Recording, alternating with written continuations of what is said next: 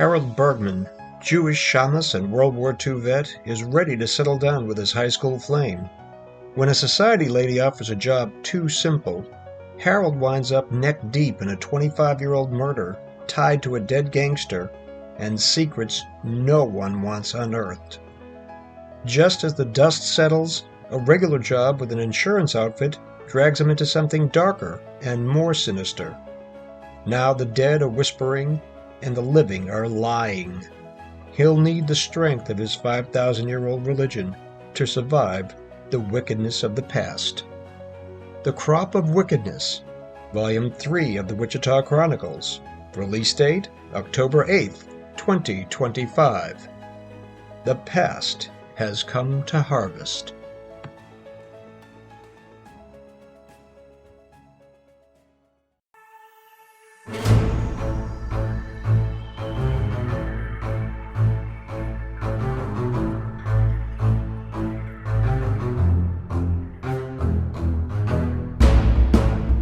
And welcome to Tiki Man and the Viking podcast. He is Tiki Man.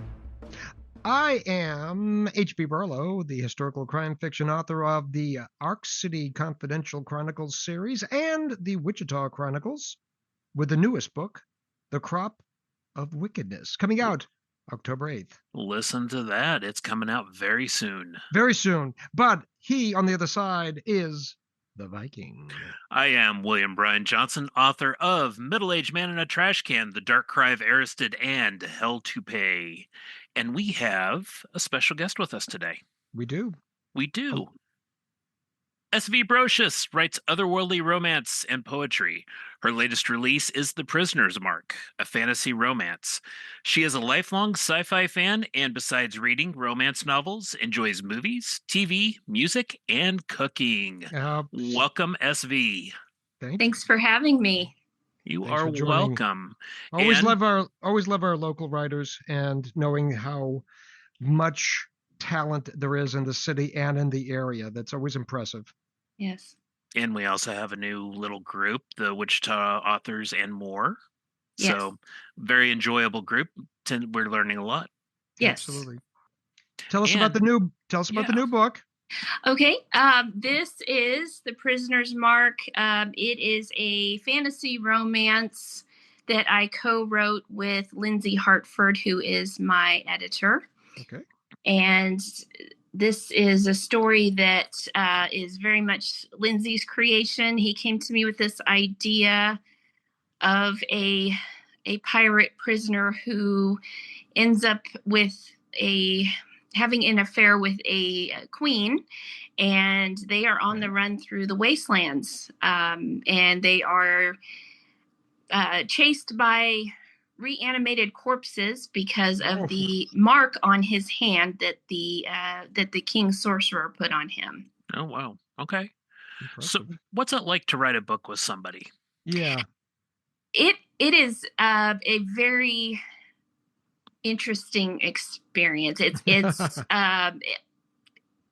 the best way I can describe it is that there are moments where it's exhilarating to collaborate with someone else when you get an idea and then you're feeding off the other person, and then it just kind of keeps escalating from there. And there's like, oh yeah, that's perfect. And then there's other times where maybe we're not quite on the same page, but we end up finding a good compromise. And since we've been working together for the past several years, since he's been doing all my editing for me, we have a really good trusting relationship with each other. So it worked out. What is conflict resolution like in those negative situations? I mean, you say we worked it out, and it sounds nice to breeze over. What exactly do you do to resolve that conflict?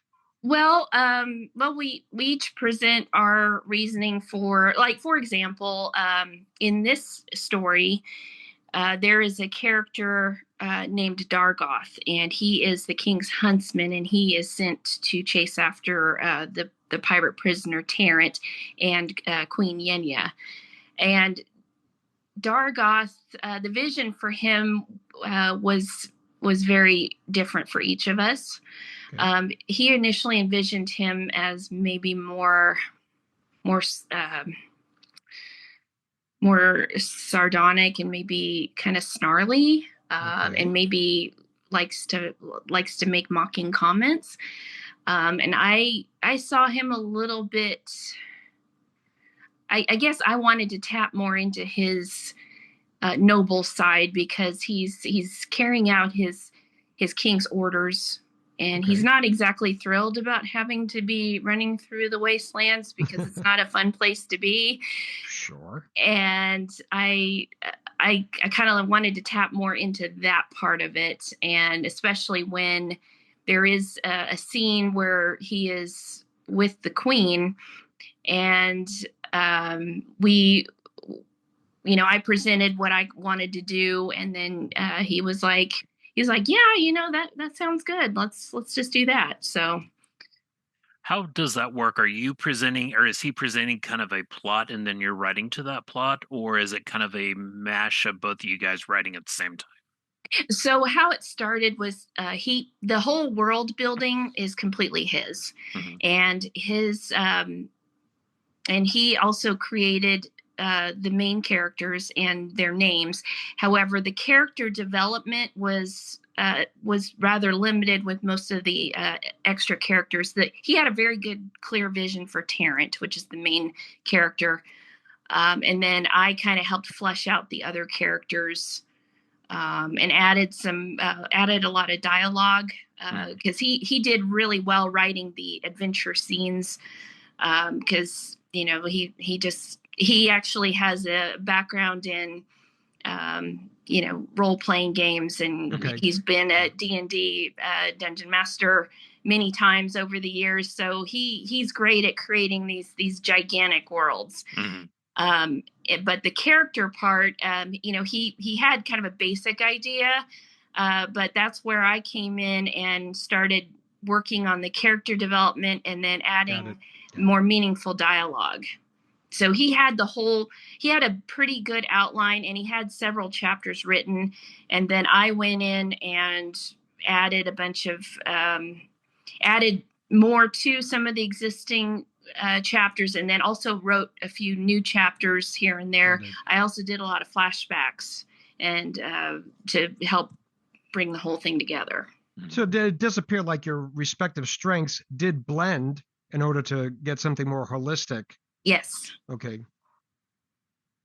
Yeah, so it just really worked well. We really didn't have any severe disagreements. This was, I don't know if that would happen again on another project in the future, but it really worked out well for this one.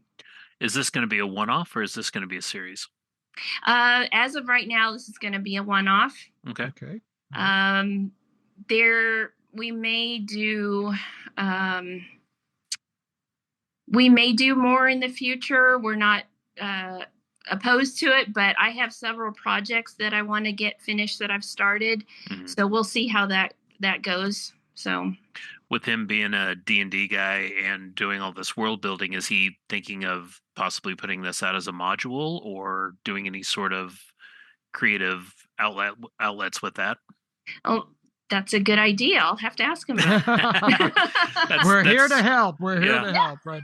That's one of the things I've been thinking with Aristid is I've done all this world building, and I've had some cool things kind of happen. It's like, okay, I need to put this out there so other gamers, because I've played D&D since I was in middle school, and it's one of those things that it's like, yeah, I kind of want to do this as a game world too, and just see what comes out of it.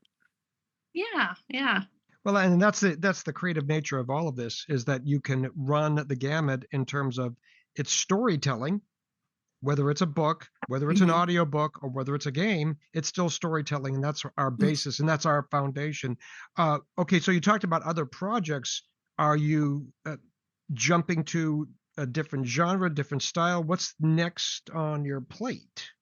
Well, right now I am jumping back into my sci-fi romance that I had written for Kindle Vella called Harbinger's Princess. Okay. And this was where Lindsay's strength with the world building and mine, this is probably where I could have used Lindsay's expertise, is I have all these grand ideas, and I built this this kind of contained universe for this character. Her name's Rayanne. But I think I almost went too big. So I'm going back through, and the story did fairly well on Kindle Vella. But when I'm reading it back through, I think the pace was a little too fast. And I've realized that I need to definitely enhance some of the chapters that I wrote, because there's so much going on that just me reading it again, it was like, wow, I'm kind of lost. I need to rethink this. Okay. That's my next project.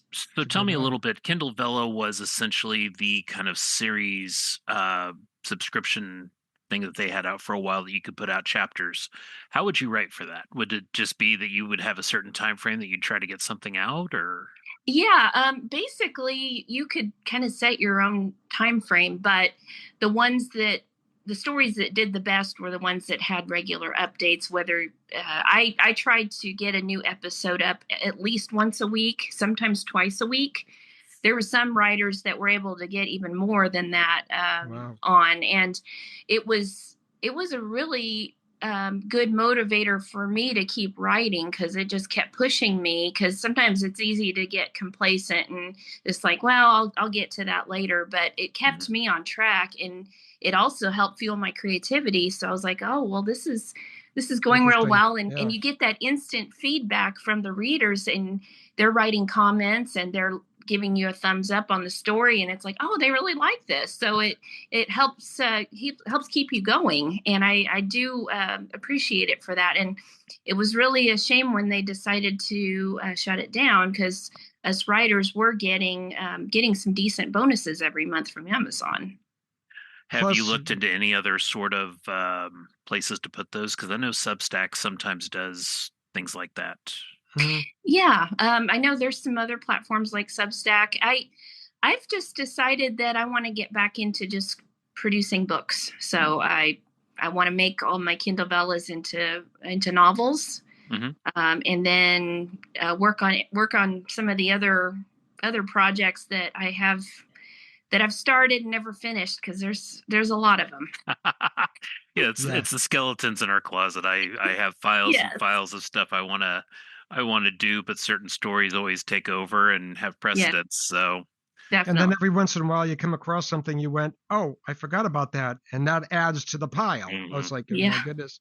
Now, anytime we have somebody that's got varied interests, I always want to know, you talk about movies and TV shows and cooking. How do your other interests inform your writing, and then vice versa? Well, my love of sci-fi, which I can credit my father, I've just liked sci-fi ever since I was a kid, and it's definitely inspired a lot of my writing. Just the unusual, the fantastic, there's just so much possibility in these kind of worlds, and I've always found that fascinating. I'm a big fan of the Twilight Zone. In fact, lately I've been going back and watching the old episodes on Amazon Prime. Right. And Twilight Zone is one of my favorite classic sci-fi shows. So that's been influential. I was also a big fan of V from the early 80s. Yeah, right. That just really, that was one of the coolest shows I'd ever seen when I was young, and I love that. But I've also been interested in paranormal, especially vampires. And when I was in high school, I became very interested in vampires, and loved a lot of the vampire movies that were big around that time. Bram Stoker's Dracula and Interview with the Vampire. All of that. So I write. It's because I have so many varied interests. It took me a while to figure out, do I want to be confined to just one genre of romance, or do I want to just expand and do multiple? So I've kind of changed my my little slogan a few times because I started off as author of paranormal romance. Then I went to just steamy romance, and then I decided I'm just going to call it otherworldly romance because There you go. Because The Prisoner's Mark is in a fantasy realm, and then my first novel was Darkness of Day, which is a vampire romance. Mhm. I have a sci-fi romance that I just mentioned, Harbinger's Princess, and so that's going to be my focus is just otherworldly romance. There you go. There you go. Find that genre. Yeah. It's kind of like, look, if you cook, you don't just cook one cuisine. Right. You enjoy cooking other cuisines. You're Yes. jumping around, and Yes. and that's fair enough from that standpoint. Yeah. Obviously the one thing that was the thread that went through it is otherworldly romance, paranormal romance. So romance is the basis of all your books, then, correct? That is correct. Yes. Yes. I've just always I've always been a romantic at heart ever since I was a girl, really. I just always liked watching love stories on TV, and I watched soap operas with my mother. And then I started reading romance novels when I was in middle school, and I just that's my favorite genre to read. And I like all the different really, I'm not particular to any specific kind of romance. I've read some really good Christian romances, and I've read some really good dark spicy romances. I like all of it. Well, it's nice to have a base and a foundation from which to start, and you just layer things on top of it. Yep, exactly. All right. And you do some appearances. We've had some appearances together. Yes. What are some of your favorite ones that you've done? You know, I really enjoyed BusterCon. Let's see, that was 2 years ago, I believe. It was really nice getting to visit with the people there that would come by my table. There was one young person who was wanting to start an author career, and we talked for a long time. She just kind of hung out at my table, and she was so sweet, and that just really that was just really cool. And then there was a gentleman that walked by right before we closed that day, and he bought one of my books, and then he also grabbed one of my little QR code cards that I had there, and he asked me to autograph that. Oh, and there you go. And I was like, oh, well, yeah, of course. And it just made me feel like, wow, I kind of feel like a little celebrity, and I'm really not. But he made me feel special, and I thought that was really cool. Well, BusterCon's a comic convention that is at the Garden City Community College campus. Yeah. Okay. And their next one's going to be February 28th. Are you going to be at that one? I'm planning on it, yes. Okay. I think I signed up for that one as well. Oh, great. Being able to inspire people is a great feeling. And yes. you may not know what becomes of them or their careers, but for that one brief moment, you were the spark that got everything started. And that's a great feeling. It is, definitely. So you're going to be working on your novellas, putting them into one big novel. Yeah, I've got. I had a total of 4 Kindle Vellas going at the same time, which about killed me. But but I was really. I mean, honestly, I was not only pushing for the creative reasons, but also I did want to earn that bonus too. And the more you had out there, the more likely your bonus was going to be bigger. And so I was just trying my hardest to be successful in both areas, and that content creation pushes you.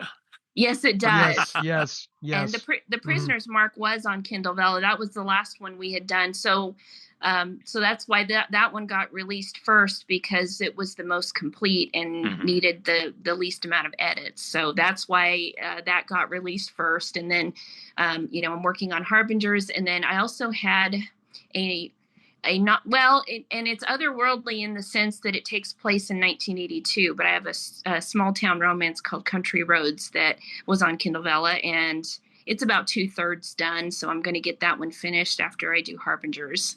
Okay. And then I also had a story called Escape With Me, which is it's very much inspired by Dark Shadows. Oh, cool. Oh my. So, Okay. Very good. yes, Very good. I'm a Going huge back to the Dark tornado or the vampire tropes. Yes, except from a little different perspective. So Okay, excellent. Well, it's always worthwhile to take the tropes and just switch them up and make them more personalized as Yes. opposed to follow the pattern. Yeah. Perfect. And we are going to be together at Air Capital Comic-Con coming up. Yes. That is going to be in November, I think first week of November. So that'll be, is that your next appearance? Yes, Okay. unless something comes up between now and then. Okay, excellent. Look for the opportunities. Yes, absolutely. Seek them out. Yep. Always good. Got to find those target readers, which is not easy. No, Right. no, it's Right. not. Do you have a way of finding your readers or who you write for? I'm still working on that. I have a monthly newsletter that I do. And I have a very, very small group of loyal readers that look forward to, every new release that I have. But I'd like to grow that for sure. Right. And it's hard. Excellent. And the way that we do that is keep getting out there, keep having our face out there, and keep putting stuff out. Exactly. And talking, All that right. face to face is always best when you can get out there. Yeah. We typically end our podcasts with a very famous saying: read a book. Read a book. Yes. Read a book. Please read our books. Yeah. SV Brosius, Wichita, Kansas, thank you for joining us, and thank you for being part of the whole writing community, and thank you for everything you've done for the Wichita area authors and more. It's impressive, and I'm sure that will build and grow as well. Well, thank you very much. You guys are awesome, and I appreciate everything you guys do as well. Thank you. Oh my. Jeez. All right. Everybody, enjoy, read a book, and take care. Bye-bye now. Tiki Man and the Viking podcast brought to you by Rumination of Thunder Media. The following intro and outro music was used for this media project. The music Find Them by Alexander Nakrata. Free download from filmmusic.io. License Creative Commons Attribution 4.0 International.